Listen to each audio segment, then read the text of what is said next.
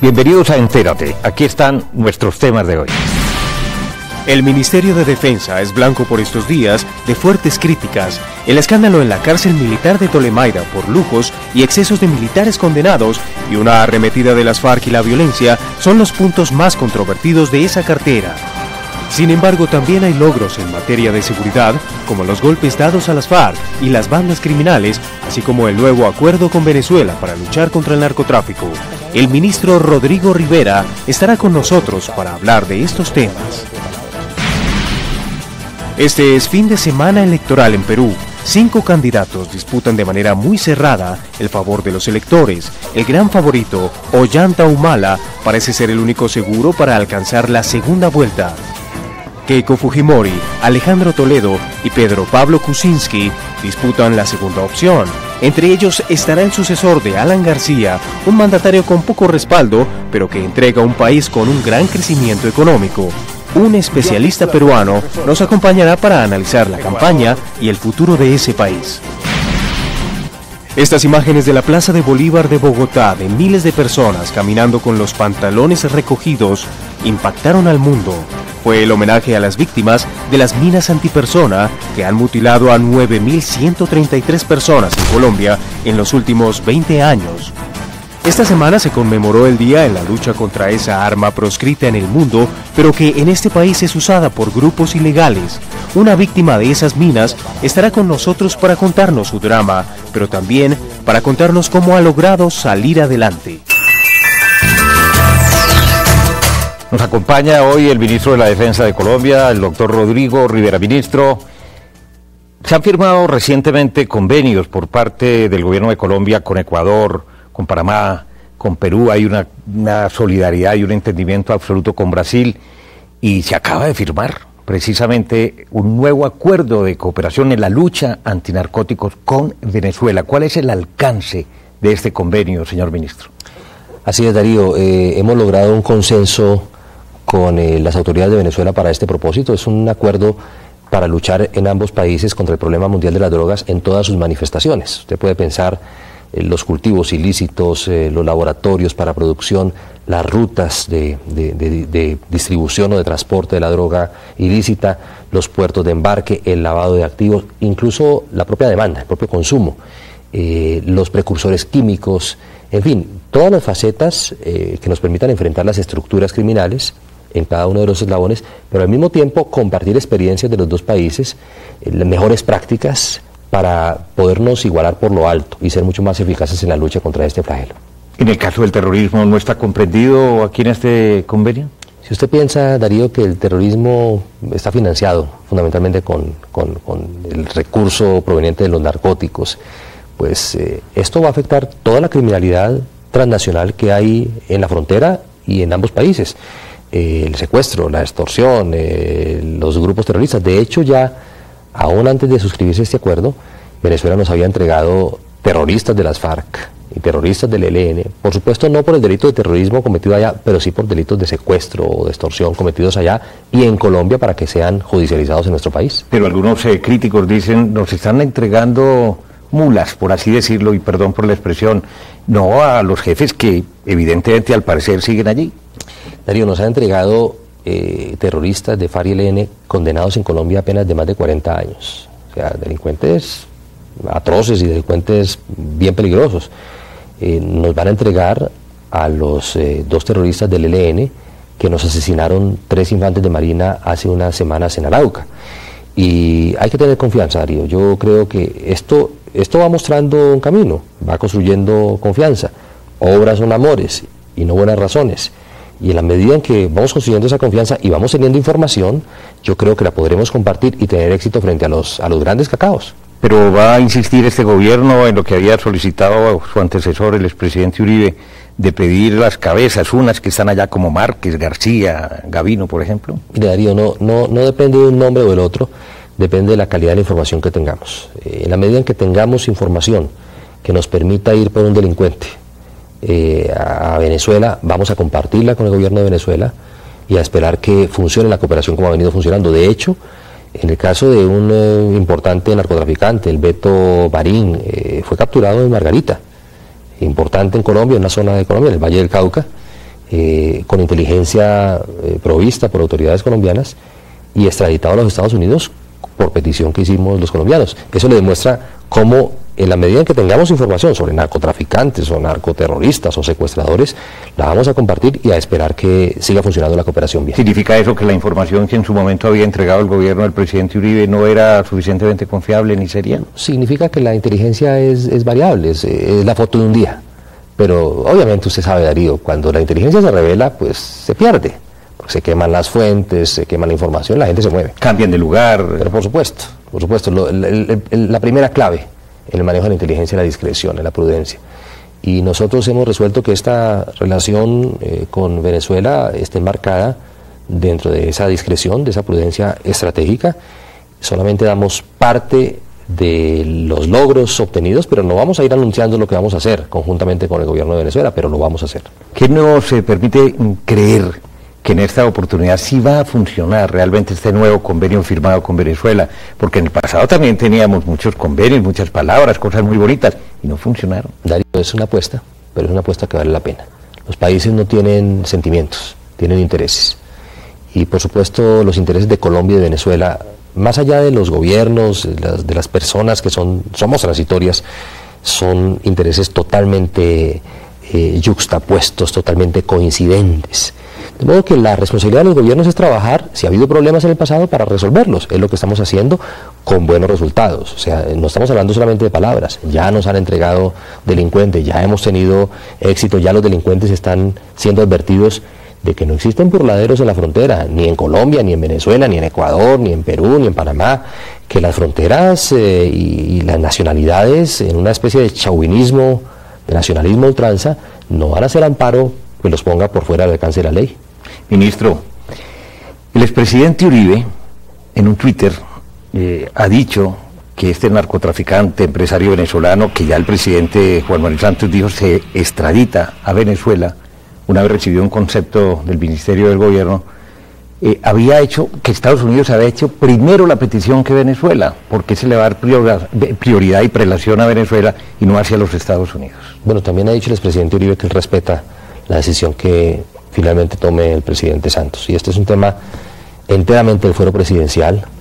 Nuestra tarea, Darío, en defensa era capturarlo, lo hicimos. Ya a partir de ese momento sale de nuestra órbita y confiemos en que el presidente Santos va a tomar una buena decisión. Pero si en sus manos estuviera tomar una decisión, o si el presidente Santos le solicitara su opinión sobre el particular. Yo tengo que cumplir mi tarea en presente y no en pospretérito. Esta semana, ministro, también termina con el escándalo de la cárcel, entre comillas, de Tolemaida. Hechos muy dolorosos, vergonzosos realmente, que se estaban sucediendo desde hacía varios meses o años. Nos garantiza a todos realmente que esa situación ya se corrigió y no volverá a ocurrir jamás. Darío, hechos vergonzosos, indignantes, que venían sucediendo y que no pueden volver a suceder. Que es esta cúpula militar, es este comandante del ejército, un hombre de extraordinarias condiciones, el general Navas, por supuesto con todo el acompañamiento del Ministerio de Defensa, del comandante general de las fuerzas militares, el respaldo del presidente Santos en esta materia, la que está tomando decisiones para poner orden en casa, para iniciar las investigaciones desde diciembre. En diciembre no había ninguna controversia pública sobre esto, no había ruido, sin embargo ya teníamos investigaciones de la inspección del ejército. Diciembre, enero, febrero fueron meses de constatar hechos y de tomar decisiones, y en febrero hicimos unos anuncios importantes cuando ya algunos de estos hechos empezaron a ser conocidos por la opinión pública. Pero como lo dijimos esta semana, las decisiones se han tomado y mire, Darío, yo sé qué terreno estoy pisando.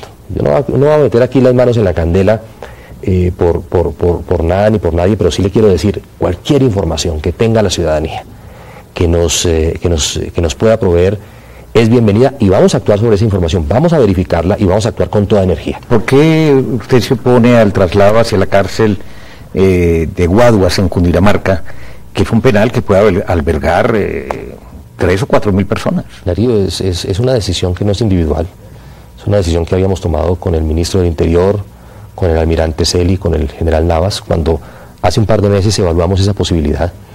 Esa es una cárcel, Darío, que tiene un cupo para 3.500 internos. Nosotros no tenemos sino 1.000 o 1.200. De modo que lo que terminaría ocurriendo es que llenarían 2.500 cupos más con narcotraficantes, con guerrilleros, con paramilitares, que han sido combatidos por militares y policías. O sea, los exponemos a un riesgo de seguridad a nuestros hombres que no tiene ningún sentido. Por eso, por razones de seguridad y porque el sistema militar tiene hoy las guarniciones adecuadas, los centros de reclusión adecuados, y está construyendo otros para cumplir esa demanda, es por lo que no se consideró que fuera sensato, lógico, dar ese paso. El presidente Santos en 2 o 3 oportunidades ha dicho: el próximo en caer será Cano, Alfonso Cano. Sabemos que ha habido muchas operaciones militares que lo han tenido muy cerca. ¿Está cerca Cano de caer?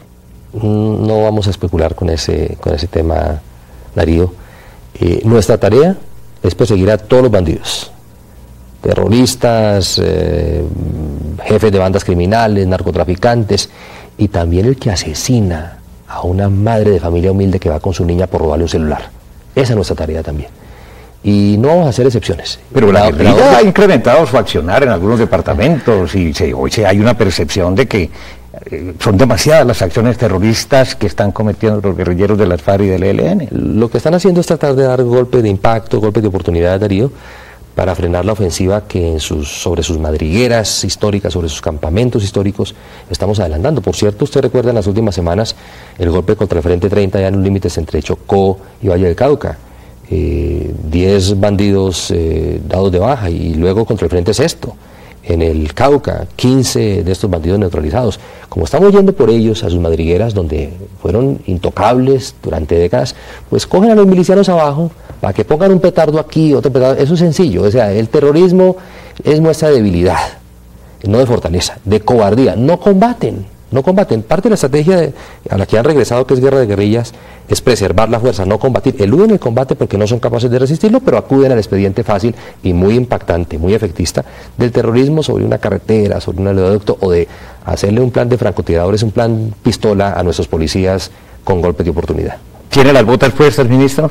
Y los pantalones bien amarrados. ¿Y se siente cómodo? Muy cómodo. ¿Y muy respaldado? Y muy bien acompañado por nuestros militares y policías. Me siento muy orgulloso de estar al frente de un equipo extraordinario de hombres y mujeres que les sirven con patriotismo a Colombia. Es el ministro de Defensa de Colombia, Rodrigo Rivera, en Caracol Internacional. Vamos a un corte de comerciales, en segundo regresamos con la situación política electoral, la primera vuelta en el Perú.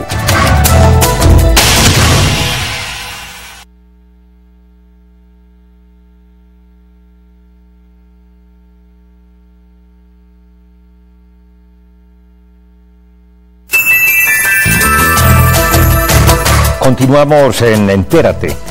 El Perú vive una de las elecciones más dramáticas, unas elecciones extraordinariamente democráticas. Van a acudir a las urnas cerca de 20 millones de peruanos y hay 4 candidatos que tienen una opción clarísima de ir a la segunda vuelta. Pasarán 2.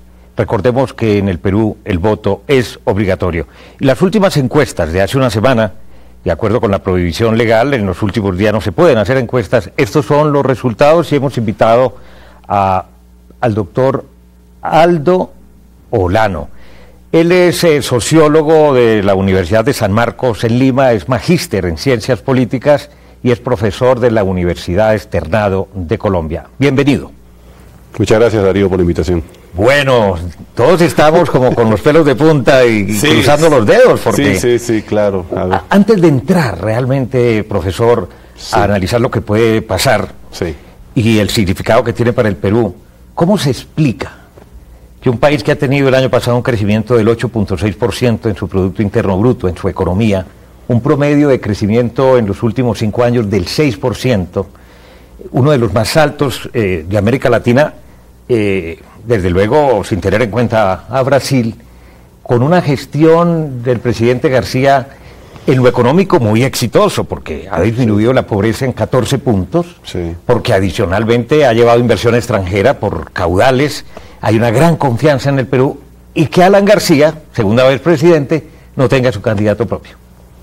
Bueno, lo del candidato propio del partido aprista se explica por las propias divisiones dentro del partido aprista, y por el hecho de que el APRA no ha logrado consolidar un liderazgo alternativo al de Alan García. Un poco que Alan García en los últimos años se ha constituido en el dirigente único, en el dirigente natural, En eso él, digamos, reemplaza a Aya de la Torre, ¿no? Desde el año 79, cuando Aya de la Torre murió. Pero uno podría decir, sin temor a equivocarse, que el gran elector dentro del partido aprista es Alan García, ¿no? Tenga en cuenta, por ejemplo, que en las elecciones presidenciales antes del 2001 los candidatos del APRA estaban en el margen de error y salían con una votación del 1% o 2%. Cuando García fue candidato, cuando regresa del exilio y fue candidato presidencial en el 2001, sacó aproximadamente 24%, ¿no es cierto? Y fue a la segunda vuelta con Toledo y en la segunda vuelta perdió con Toledo.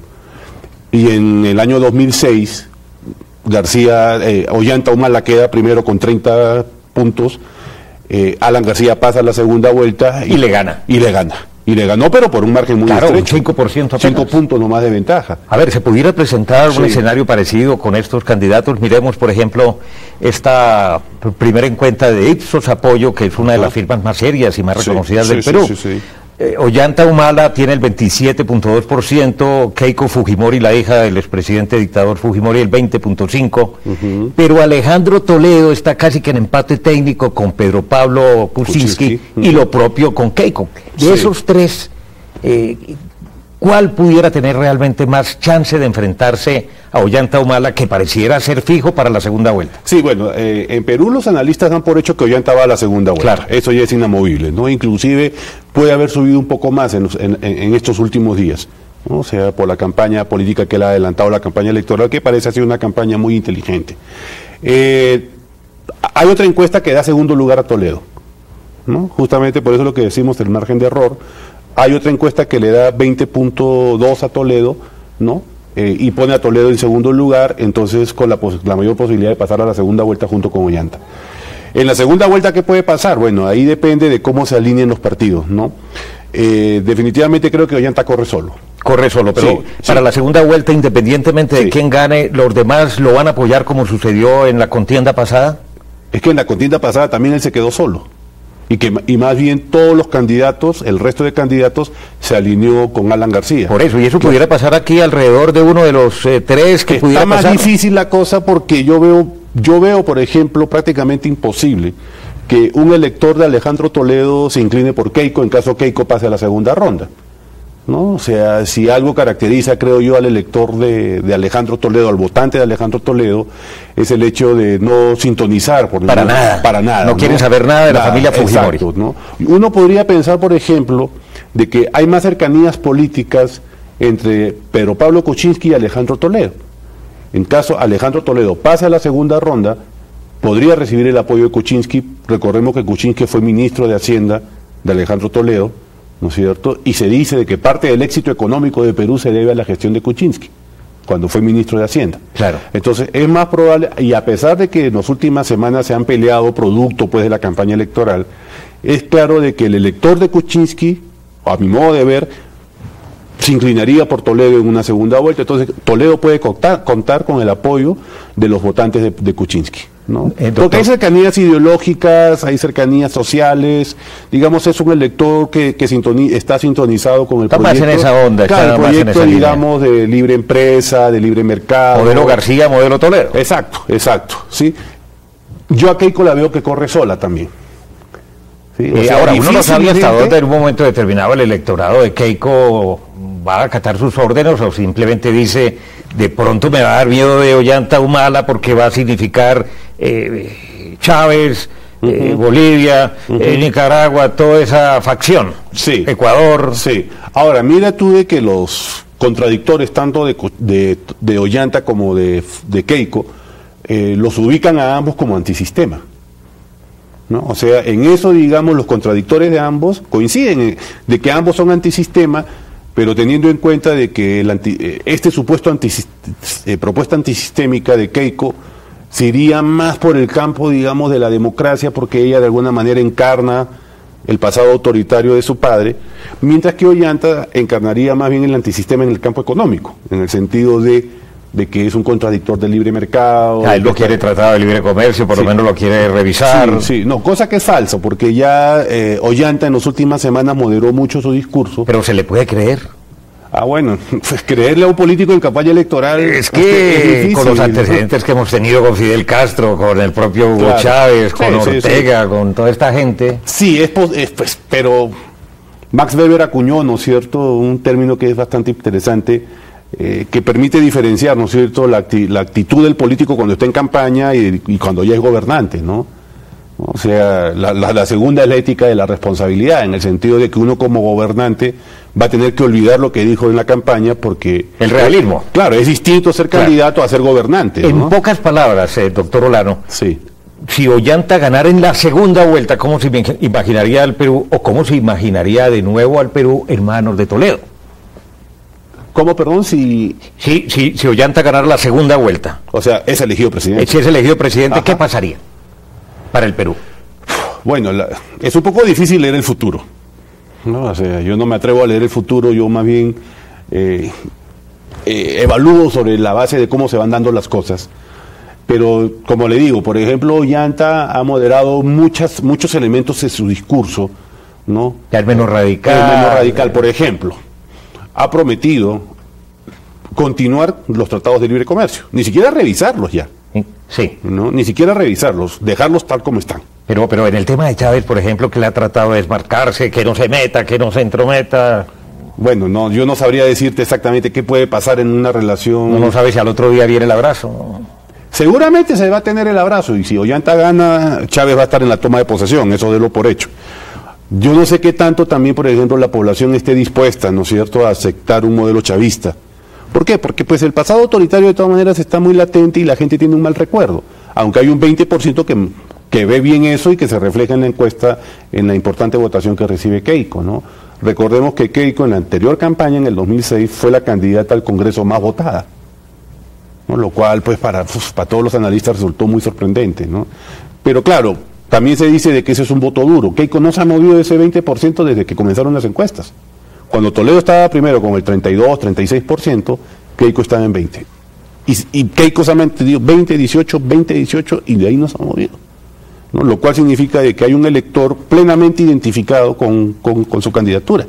Cosa que no sucede con Alejandro Toledo ni con Ollanta, porque Alejandro llegó a tener el 36%, 32%, cayó al 20%, y en un momento, cuando se comenzó la campaña, Ollanta estaba en el 4 o 5%, y mire cómo ha subido hasta el 27%. Por eso es tan emocionante realmente esta contienda política. Entonces yo vería, por ejemplo, que en una posible segunda vuelta, Ollanta correría solo y tendría que ver la forma de captar votos, pues, de aquellos que han quedado últimos, que ya no tienen ninguna, y captar votos, pues, no sé, de Keiko, es bien difícil. No, y un O del APRA. 24% también que hay de indecisos hasta este momento y que tienen en buena parte el resultado final. Emocionante realmente lo que ocurre en el Perú en materia de elección presidencial primera vuelta.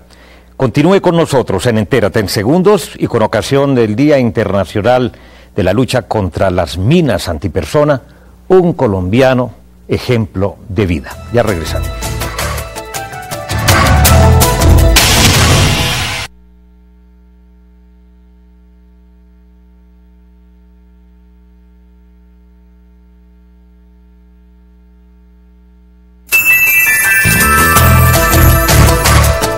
Esta es una historia de vida maravillosa de un hombre que apenas tiene 30 años, José Bernardo Calderón.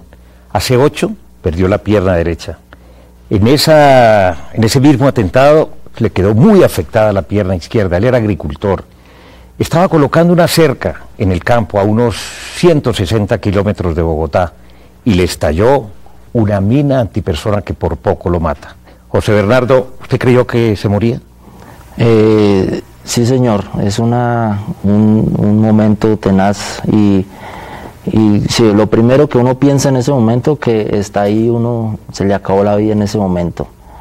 ¿Usted en ese momento no era consciente de que la zona donde se encontraba su finca, una zona bastante complicada, que seguramente estaba minada?